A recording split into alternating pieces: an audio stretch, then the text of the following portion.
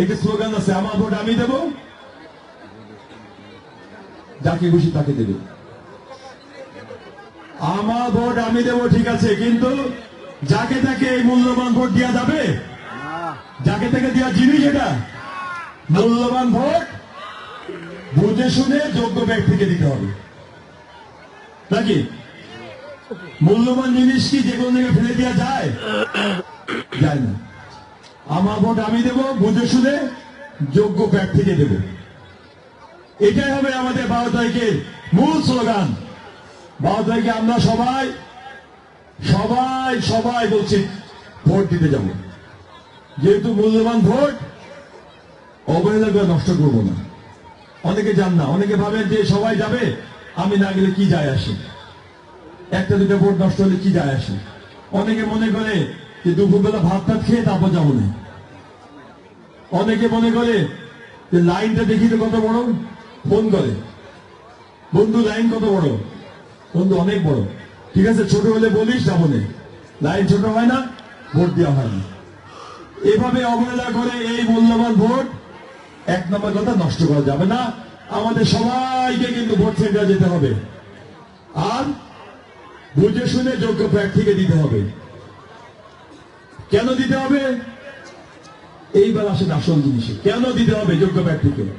কারণ এই ভোটের উপর নির্ভর করছে আমার এই যে, যদি এইভাবে বলি আগামী দিনে বাংলাদেশের ভবিষ্যৎ, তাহলে অনেকে ভাববেন যে এটা আবার কঠিন হয়ে গেল। আর যদি এইভাবে বলি এই ভোটের উপর নির্ভর করছে আমাদের যে সন্তান, এই সন্তান আগামী দিনে সুসন্তান হবে নাকি কুসন্তান হবে? সন্তান কি ডাক্তার হবে না সন্ত্রাসী হবে? সন্তান কি মাদক ব্যবসায়ী হবে নাকি ইঞ্জিনিয়ার হবে? সন্তান কি মাস্টার হবে, শিক্ষক হবে নাকি সন্ত্রাসী হবে? এই ভোটের উপর নির্ভর করছে আমার সন্তানের ভবিষ্যৎ। এই ভোটের উপর নির্ভর করছে আমাদের জুট পেজ গুলো খুলবে কি খুলবে না। এই ভোটের উপর নির্ভর করছে 26টা জুট পেজ বন্ধ হয়ে আছে, এই জুট পেজ গুলো খুলবে কি খুলবে না। এই ভোটের উপর নির্ভর করছে আমাদের শ্রমিক ভাইরা যারা এখনো তাদের বকেয়া পয়লা ফিরে পাননি, সেটা পাবে কি পাবে না। এই ভোটের উপর নির্ভর করছে আমাদের অসংখ্য ভাবন। এখানে কথা বলতে বলতে আমি অনেক শুনেছি, অনেকে লোকে ভারাক্রান্ত, লোকে আক্রান্ত হয়ে এতটাই বিচলিত, চোখ দিয়ে পানি চশকে পড়ছে, চিকিৎসা পাচ্ছে না। সেই চিকিৎসা তারা ফিরে পাবে কি পাবে না। এই ভোটের উপর নির্ভর করছে আমাদের সকলের আশা এই 3 আসনে একটি উন্নত মানের হাসপাতাল প্রতিষ্ঠা হবে, সেটা হবে কি হবে না। অনেক মা বোন ক্যান্সারের রোগে আক্রান্ত, ক্যান্সার আক্রান্ত, অনেকে হার্ট বাইপাস করতে হবে, অনেকে বাচ্চা আমাকে বলছে বাচ্চার হার্ট ফুটো, কিডনি নষ্ট হয়ে গেছে, ডায়ালিসিস করতে পারছে না। অনেকে পরিবারের কর্তা ব্যক্তিরা স্ট্রোক করে প্যারালাইসিস হয়ে গেছে, প্রতিদিন 300 টাকা 350 টাকা লাগে, তাদেরকে ফিজিওথেরাপি দিতে পারছে না। এই সকল সমস্যার সমাধান হবে কি হবে না আপনার মূল্যবান ভোটের উপর নির্ভর করছে। এখন আপনি চিন্তা করেন এই ভোট আপনি টাকা করবেন না বুঝে শুনে যোগ্য প্রার্থীকে দেবেন। এই জন্য আমি বলেছি যে আমার ভোট আমি দেব, বুঝে শুনে যোগ্য প্রার্থীকে দেবেন। 12 তারিখ হবে বাংলাদেশের জনগণের ভাগ্য পরিবর্তনের টার্নিং পয়েন্ট। বিশেষ করে আমাদের 3 আসন, এই 3 আসন আমাদের জনগণ এতটাই অসহায়। আমি আমার রাজনৈতিক কারণে বিভিন্ন জেলায় গিয়েছি, কিন্তু এত অসহায় এত দরিদ্র জনগণ আমি কোন জেলায় দেখিনি। ইনকামের কোন জায়গা নেই, শুধু 2টা রাস্তা খোলা, হয় সিএনজি নাই অটো, এর বাইরে কিছু আছে? আর এক বেলা যদি সিএনজি চালাতে না পারে আমার ভাইরা, ওই বেলা তার পরিবার না খেয়ে থাকতে হয়। কোনোভাবে যদি অটো রিক্সা অ্যাক্সিডেন্ট করে বসে আর যদি ব্যাটারি কিংবা এগুলো কিনতে না পারে, কয়দিন না খেয়ে থাকতে হবে সে পরিবারই শুধু জানে। আর সন্তানেরা লেখাপড়া তো দূরের কথা, সামান্য যদি জল হয় প্যারাসিটামল কিনতে গেলে তাকে মানুষের কাছে হাত পাততে হয়, দাঁড়াদের হাত পাততে হয়। আর হাত পাতে যে কত লজ্জার এবং কষ্টে যে হাত পাতে সেই শুধু জানে। এইভাবে দারিদ্র সীমার মধ্যে আমাদের মা বোনেরা ভাইয়েরা বাস করছে। আর ভাগ্য পরিবর্তনের জন্য আমাদের সামনে একটি সুযোগ এসেছে, সেটা হচ্ছে 12ই ফেব্রুয়ারি। 12 তারিখে যদি আমরা সিদ্ধান্ত নিতে ভুল করি, আবার আমাদেরকে সেই 5ই আগস্টের পূর্বে ফিরে যেতে হবে। যে সময় দেখেছেন মারামারি, কাটাকাটি, হানাহানি, লুটপাট, এগুলো আমি পুনরাবৃত্তি করতে চাই না। এক কথায় 5ই আগস্টের পূর্বে আপনাকে ফিরে যেতে হবে। তার চেয়ে ভয়াবহ পরিণতি হবে। এখন মিলগুলো যদিও আছে, ওই অবস্থায় ফিরে গেলে মিলগুলো প্লট আকারে বেছে দেওয়া হবে মানুষের কাছে। অন্যান্য এলাকায় মনে করেন যে ইনকামের অনেক সুযোগ আছে, আমাদের 3 আসনে এই শিল্প অঞ্চলে শিল্প ছাড়া অন্য কোনো সুযোগ নেই। আপনাকে বাঁচতে হলে এখানে শিল্প স্থাপন করতে হবে। আপনি চাইলে এখানে মাছের চাষ করতে পারবেন না, সম্ভব?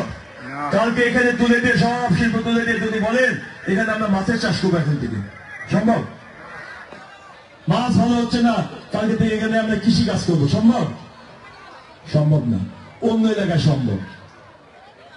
অনেকে গ্রামের সিট আছে না, অন্য আসলে সম্ভব। মনে করেন কৃষি ভালো হচ্ছে না, চাল ধান ভালো হচ্ছে না, আপনি পাট লাগালেন। পাট ভালো হচ্ছে না, আপনি সবজি লাগালেন। সবজি ভালো হচ্ছে না, চিন্তা করলেন ঠিক আছে পুকুর কেটে মাছ চাষ করি। একটা তো একটা লাগবে, কিন্তু আমাদের সুযোগ আছে। আমাদের এখানে শিল্প স্থাপন করতে হবে। শিল্প অঞ্চলে এখানে শিল্প ছাড়া অন্য কোন অপশন নেই। ছোট্ট একটি অপশন আছে যদিও, যে জুট মিল চলছে না, আপনি এখানে গার্মেন্টস ফ্যাক্টরি দিতে পারেন। গার্মেন্টস না হলে আপনি এখানে লেদার ইন্ডাস্ট্রি দিতে পারেন, কিংবা আইটি বেস কোন ইন্ডাস্ট্রি দিতে পারেন। কিন্তু ইন্ডাস্ট্রি আপনাকে দিতে হবে, এর বিকল্প কিছু নেই। যে কোনো মূল্যে হোক, হয় 26টা জুট মিল চালু করতে হবে, পাট কলগুলো খুলতে হবে, জুট প্রেস গুলো খুলতে হবে, ব্যবসায়ীদের পরিবেশ তৈরি করতে হবে। আর তা না হলে এই সংক্রান্ত অন্যান্য কলকারখানা চালু করতে হবে। এর বাইরে যাওয়ার কোন সুযোগ নেই। সুতরাং আপনাকে 12 তারিখ চিন্তা ভাবনা করে আপনাকে ভোট প্রয়োগ করতে হবে। যাবেন না সামনের দিকে সুন্দর বাংলাদেশ গড়ার প্রত্যয় নিয়ে ফিরে যাবেন, একটি সিদ্ধান্ত আপনাকে নিতেই হবে। আর এই সিদ্ধান্ত নিতে ভুল করলে আমি যেটা বলেছি, সুতরাং আপনাকে 1 নম্বর ভোট সেন্টার সবাইকে দিতে হবে, 2 যোগ্য প্রার্থী বেছে নিতে হবে, 3 একটি শক্তিশালী সরকার গঠনের জন্য আপনাকে ভোট দিতে হবে। শক্তিশালী সরকার ছাড়া কখনোই আপনি এত বড় সমস্যার সমাধান আপনি করতে পারবেন না। আর শক্তিশালী নেতৃত্ব, এসব সমস্যার সমাধান করতে গেলে সরকার এবং নেতৃত্ব আপনাকে তৈরি করতে হবে। সুতরাং 12 তারিখে ভোট আপনাকে বুঝে শুনে যোগ্য প্রার্থীকে দিতে হবে। বক্তব্য দীর্ঘায়িত করবো না, ভোটের ব্যাপারে যেটা বলার দরকার বলেছি। আর আমার পার্টি, আমি যে দল থেকে দাঁড়িয়েছি, এখানে ছোট্ট করে একটি কথা বলে রাখি, যোগ্য প্রার্থী কিভাবে খুঁজবেন, দুটো কোশ্চেন করবেন। যেই আসবে তাকে 2টো প্রশ্ন করবেন, আমাকেও করতে পারেন। আমাকে করার আগে আমি বলে দিচ্ছি, একটি প্রশ্ন করবেন হোল্ডিং নাম্বার কত আপনার এমপি সাহেব, মানে ঠিকানা। হোল্ডিং নাম্বার বুঝেন, ঠিকানাটা কি আপনার? কারণ ভোট তো এমপি সাহেবকে দিবেন, এমপি সাহেব নির্বাচিত হবে, তারপর এমপি সাহেব চলে যাবে।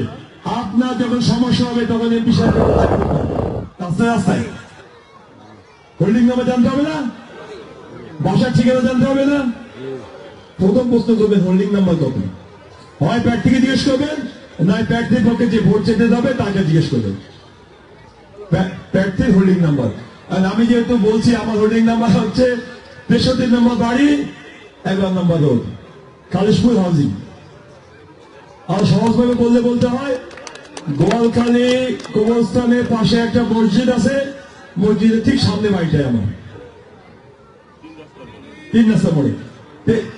এক নম্বর প্রশ্ন আমি আমার পক্ষ থেকে করবেন, আমারটা আমি উত্তর দিলাম। 2 নম্বর প্রশ্ন, যোগ্য প্রার্থী খোঁজার জন্য 2 নম্বর প্রশ্ন, এমপি প্রার্থী যারা আসবে কিংবা তাদের প্রতিনিধি যারা আসবে তারা অনেক আশ্বাসের কথা বলবে, স্বপ্ন দেখাবে, যা দাবি করবে সব দাবি মেনে নেবে। এমনও দাবি মেনে নেবে, যদি বলেন রাস্তা বানাতে হবে, বলে সোনা দিয়ে বানিয়ে দেবে। মানে এতটাই বলবে, বলাটা অন্যায় কিছু নয়, বলতেই পারে। আপনি যাচাই বাছাই করার দায়িত্ব আপনার।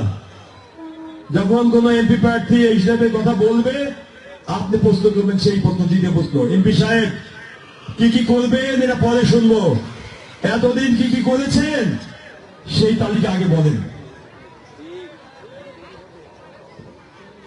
এমপি সাহেব নিশ্চয় বড় নেতা, অনেকদিন ধরে রাজনীতি করেন, ঠিক না?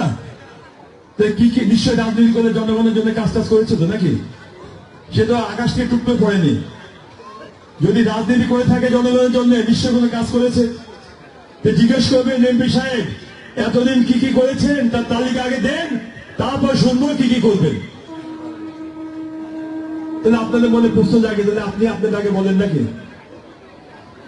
তা আমারটা বলতে গেলে তো নিজেরটা নিজেকে কিভাবে বলে।